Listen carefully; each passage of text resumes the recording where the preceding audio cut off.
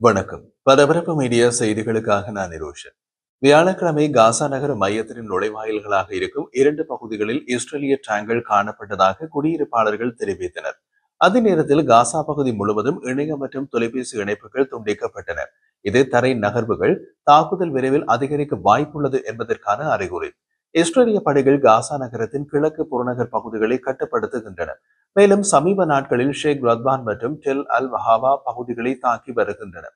அங்கிருந்து பெரும்பாலான மக்கள் தஞ்சம் புகுந்துள்ள காசா நகரத்தின் மத்திய மற்றும் மேற்கு பகுதிகளில் இஸ்ரேலிய படைகள் இன்னமும் முன்னகர தொடங்கவில்லை. தனது பெயரை இஸ்மாயில் என்று மட்டுமே கூறிய காசா நகரவாசி ஒருவர், இணைய மற்றும் தொலைபேசி சேவைகள் துண்டிக்கப்படுவது ஒரு கெட்ட சகுனம். இது எப்போதும் ஒரு மோசமான சிக்னலாகவே இருந்து வருகின்றது. மிகவும் கொடூரமான ஏதோ ஒன்று நடக்கப் போகிறது என்று கூறினார். தொலைபேசியை இணைக்க அவர் ஒரு ஈசிமை பயன்படுத்தினார். இது உயர்ந்த நிலத்தில் ஒரு சிக்னலை பெற்றுக் கொடுக்கக்கூடியது. பாலஸ்தீனிய தொலைத்தொடர்பு நிறுவனம் வெளியிட்ட அறிக்கையில், காசாவில் நடந்து வரும் தரைப்போர் முக்கிய நெட்வொர்க் வழிகளை குறிவைத்து தாக்குதல் நடத்தியதால் அதன் சேவைகள் துண்டிக்கப்பட்டுள்ளதாக கூறியது. மின்தடை குறித்த கேள்விகளுக்கு இஸ்ரேலிய ராணுவம் பதில் கொடுக்கவில்லை. இஸ்ரேலிய ராணுவம் ஊடகங்களுக்கு அளித்த சமீபகால அறிக்கைகளில், துருப்புகள் காசா நகரில் தங்கள் நடவடிக்கைகளை விரிவுபடுத்தி வருவதாக குறிப்பிடப்பட்டுள்ளது. ஹமாஸ் உள்கட்டமைப்பை அகற்றி மீதமுள்ள இயக்கத்தினரை ஒழித்து வருவதாகவும், தெற்கில் கான் யூனிஸ் மற்றும் ரஃபாவில் தொடர்ந்தும் செயல்பட்டு வருவதாகவும் கூறப்பட்டுள்ளது. இஸ்ரேல் ஹமாஸின் கோட்டையான காசா நகரை தாக்கி தரைமட்டமாக்கி காசாவில் இன்னமும் தடுத்து வைக்கப்பட்டுள்ள கடைசி பணைய கைதிகளை விடுவிக்க விரும்புவதாக கூறுகிறது. ஆனால் 2 ஆண்டுகால பேரழிவு போருக்கு பின்னர் காசா நகரில் அதன் சமீபகால பெரிய தாக்குதல் சர்வதேச கண்டனத்தை பெற்றுள்ளது. ஆகஸ்ட் 10ஆம் தேதி இஸ்ரேல் காசா நகரை முழுமையாக கைப்பற்றுவதாக அறிவித்ததிலிருந்து லட்சக்கணக்கான பாலஸ்தீனர்கள் காசா நகரத்தை விட்டு வெளியேறியுள்ளனர். ஆனால் வெளியேறியவர்களை விட அதிகமானோர் இடிபாடுகளுக்கு மத்தியில் சேதமடைந்த வீடுகளிலோ அல்லது தற்காலிக கூடார முகாம்களிலோ தங்கியுள்ளனர். கடற்கரையில் ஒரு கிழிந்த மேம்பட்ட கூடார முகாமில் சுமார் 30 குடும்ப உறுப்பினர்களுடன் தங்கியுள்ள இடம்பெயர்ந்த நபரான பசாம் அல் கானு, அவர் வெளியேற வழி இல்லை, எங்கும் செல்ல முடியாது என்று கூறினார். நாங்கள் பயப்படுகிறோம், ஆனால் நாங்கள் என்ன செய்ய முடியும்? கடல், வான் மற்றும் தரையிலிருந்து ஏவுகணை தாக்குதல்களின் இடைவிடாத சத்தத்தால் குழந்தைகள் தூங்க முடியவில்லை என்று அவர் கூறினார்.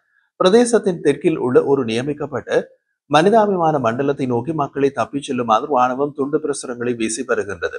ஆனால் உதவி நிறுவனங்கள் அங்கு நிலைமை மோசமாக இருப்பதாகவும், போதுமான உணவு, மருந்து, இடம் மற்றும் போதுமான தங்குமிடம் இல்லை என்றும் கூறுகின்றன. கடலோர சாலையில் வண்டிகள் மற்றும் அடித்து நொறுக்கப்பட்ட கார்கள் முதல் பொருட்களை எடுத்து சென்ற வடிவமைக்கப்பட்ட வேன்கள் வரை அனைத்து வகையான வாகனங்களின் ஒரு உடையாத நெடுவரிசையை தெற்கு நோக்கி நகர்ந்து கொண்டிருக்கின்றது. மெத்தைகள், எரிவாயு சிலிண்டர்கள் அதிகமாக ஏற்றப்பட்டு முழு குடும்பங்களும் தங்கள் உடைமைகளில் அமர்ந்திருந்தன. கடற்கரையை நோக்கிய தெருக்களில் நாங்கள் தூங்கச் செல்கின்றோம். இந்த பெருங்காருடன் எங்கு செல்வது என்று எங்களுக்கு தெரியவில்லை என்று ஜார்சஸ் சலே கூறினார். ஒரு கார் இழுத்துச் செல்லும் ஒரு கரடுமுரடான ட்ரெய்லரின் விளிம்பில் நின்று கொண்டு அவர் பேசினார். காசா நகர மையத்தின் வடக்கே உள்ள ஷேக் ரத்வான் சமீப நாட்களில் கடுமையான குண்டுவீச்சுக்கு உள்ளாகியது. குடியிருப்பாளர்கள் தங்கள் சுற்றுப்புறத்தின் மையத்தில் இஸ்ரேலிய ராணுவ டேங்களை கண்டதாக கூறினார்கள். அதன் அர்த்தம், காசா நகரின் ஷேக் ரத்வான் பகுதி இஸ்ரேலிய ராணுவத்தால் கைப்பற்றப்பட்டு விட்டது. காசாவில் ஒரு பக்கமாக ஹமாஸ் மீது தாக்குதல் நடத்தி கொண்டிருக்கும் இஸ்ரேல், மறுபக்கமாக ஹமாஸுக்கு ஒரு உள்நாட்டு போட்டியாளரையும் உருவாக்க தொடங்கியுள்ளது. காசாவில் உள்ள பாலஸ்தீனிய அதிகார சபையின் பாதுகாப்பு படைகளின் முன்னாள் உறுப்பினர் ஒருவர், தெற்கு காசாவின் கான்யூனிஸில் ஹமாஸுக்கு எதிராக செயற்படும் ஒரு இயக்கத்தை உருவாக்கியுள்ளதாக தெரிவித்துள்ளார். கான்யூனிஸ் நகரில் வசிக்கும் பாலஸ்தீனியர்களை தமது இயக்கத்திடம் பாதுகாப்பு தேடுமாறு வலியுறுத்துவதாகவும் கூறுகின்றார். இந்த நபரின் பெயர் ஹோசம் அல் அஸ்டல். இஸ்ரேலிய ஊடகம் டைம்ஸ் ஆஃப் இஸ்ரேலிடம் அவர் கூறிய போது, ஹமாஸின் ஒடுக்குமுறையின் கீழ் வசிக்கும் எவரையும் தனது இயக்கம் அரவணைத்து செல்லும் என்றும், அனைத்திற்கும் போதுமான உணவு, தண்ணீர் மற்றும் தங்குமிடம் உள்ளது என்றும் கூறுகிறார். வரும் நாட்களில் மேலும் 300 முதல் 400 உறுப்பினர்களை நாங்கள் இணைத்துக் கொள்வோம் என்றும் அவர் தெரிவித்தார். அவர் மேலும் கூறிய போது, எமது இயக்கத்தில் புதிதாக சேர்பவர்களுக்கு ஹமாஸுடன் எந்த தொடர்பும் இல்லை என்பதை உறுதிப்படுத்த நாம் பாதுகாப்பு சோதனைகளை நடத்துகிறோம் என்றார். போரின் போது குடியிருப்பாளர்கள் வெளியேற்றப்பட்ட கான்யூனிஸ் நகருக்கு சற்று தெற்கே உள்ள கிசான் அல் நஜார் கிராமத்தை சுற்றி அல் அஸ்டினின் இயக்கம் செயல்படுகின்றது. இந்த இடம் அல் மவாசியில் இருந்து சுமார் 1 கிலோமீட்டர் தொலைவில் உள்ளது. அங்குதான் இஸ்ரேலிய ராணுவம் காசா நகரத்திலிருந்து வெளியேற்றும் பாலஸ்தீனியர்களை போகுமாறு கூறப்பட்டுள்ளது. அங்கு சுமார் 1 மில்லியன் கூடாரங்களில் தங்கியுள்ளார்கள். ஹோசம் அல் அஸ்டல் என்ற இந்த நபர் கான்யூனிஸில் உள்ள புதிய மனிதாபிமான மண்டலத்திற்கு நான் பொறுப்பு என்று விளக்குகிறார். யாசர் அபு ஷாபின் முயற்சிகளுடன் தனது முயற்சிகளை ஒப்பிடுகிறார் அவர். யாசர் அபு ஷபாப் என்பது மற்றொரு பாலஸ்தீனிய ஆயுத குழு. கடந்த சில மாதங்களாக இஸ்ரேலிய ராணுவத்தின் கட்டுப்பாட்டில் உள்ள ரஃபாவின் பகுதிகளில் ஹமாஸ் ஆட்சிக்கு மாற்றாக யாசர் அபு ஷபாப் என்ற ஆயுத குழு பாதுகாப்பு கட்டமைப்புகள் மற்றும் பொதுமக்கள் உள்கட்டமைப்பை அமைத்துள்ளது. இது இஸ்ரேலிய ராணுவ உளவுத்துறையின் ஏற்பாடு. நாங்கள் 2 பேரும் எங்கள் குழுக்களும் தொடர்பில் இருக்கின்றோம் என்று அல் அஸ்டல் கூறுகின்றார். ஆனால் நாங்கள் ஒவ்வொருவரும் சுயாதீனமாக செயற்படுகிறோம் என்றார். இஸ்ரேலிய ராணுவ உளவுத்துறை திட்டமிட்டு இப்படியான சிறிய இயக்கங்களை வளர்த்து விடுகின்றது. ஒவ்வொரு நகரத்திற்கும் ஒவ்வொரு பாலஸ்தீனிய ஆயுத குழு. அவர்கள் இஸ்ரேலிய ராணுவ உளவுத்துறையின் நேரடி கண்காணிப்பில் செயல்படுகின்றார்கள். அவர்களுக்கு பாதுகாப்பு, மனிதாபிமான உதவி பொருட்கள் எல்லாமே தாராளமாக கிடைக்கின்றன. இவர்கள் சிறிய குழுக்கள் என்பதால் எல்லோரும் ஒன்றிணைந்து இஸ்ரேலுக்கு எதிராக திரும்ப மாட்டார்கள். கான்யூனிஸ் பகுதியில் உள்ள ஒரு பெடோயின் குடும்பத்தை சேர்ந்து 50 வயதான அல் அஸ்டல் பல ஆண்டுகளாக இஸ்ரேலில் பணியாற்றியதாகவும் பின்னர் இஸ்ரேலியர்கள் காசாவை கட்டுப்படுத்திய போது பாலஸ்தீன பாதுகாப்பு படையில் பணியாற்றியதாக கூறுகின்றார்.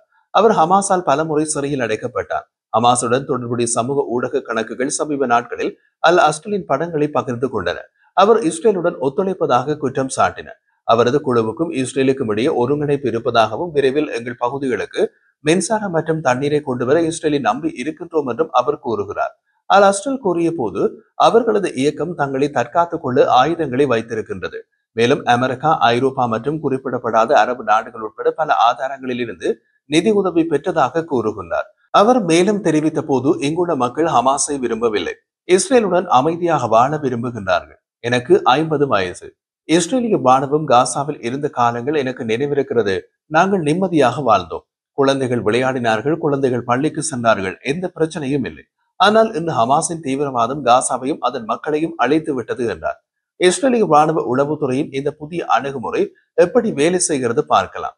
செப்டம்பர் 9ஆம் தேதி தோஹாவில் ஹமாஸ் உறுப்பினர்கள் மீது இஸ்ரேல் நடத்திய விமான தாக்குதல்களுக்கு பின்னர் ஹமாஸ் தலைவர்களில் ஒருவரான ஹாசி ஹமாத் முதல் தடவையாக நேற்று ஒரு அல் ஜசீரா நேர்காணலில் தோன்றினார். இஸ்ரேலிய விமான தாக்குதலின் போது கத்தாரில் தோஹாவில் நடந்த கூட்டத்தில் இருந்த 6 முக்கிய ஹமாஸ் தலைவர்களில் ஒருவராக ஹமாத் கருதப்படுகின்றார். மீதி தலைவர்கள் யாராவது கொல்லப்பட்டார்களா அல்லது காயம் அடைந்தார்களா என்பது தெளிவாக தெரியவில்லை. தாக்குதலில் கொல்லப்பட்டவர்களை கத்தார் அடக்கம் செய்தது.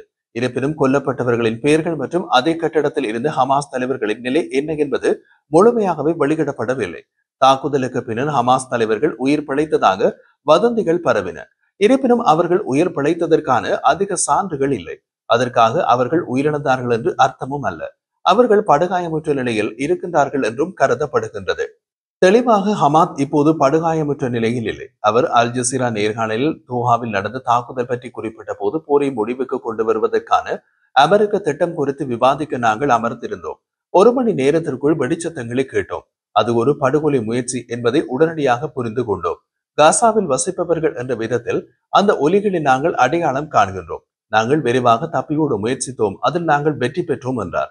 ஹமாஸுக்கு நெருக்கமான வட்டாரங்களின்படி கலீல் அல் ஹயா, ஹலீத் ஷிமேஷால், ஜாஹர் ஜாஃப்ரின், பாசிம் நயிம் மற்றும் தஹார் அல் நுனு ஆகியோருடன் தோஹாவில் இஸ்ரேலால் குறிவைக்கப்பட்ட ஒரு கட்டடத்துக்குள் இருந்த 6வது ஹமாஸ் தலைவர் ஹமாத். இப்போது கேள்வி என்னவென்றால், ஹமாத் ஏன் முதலில் பகிரங்கமாக தோன்றினார் என்பதுதான்.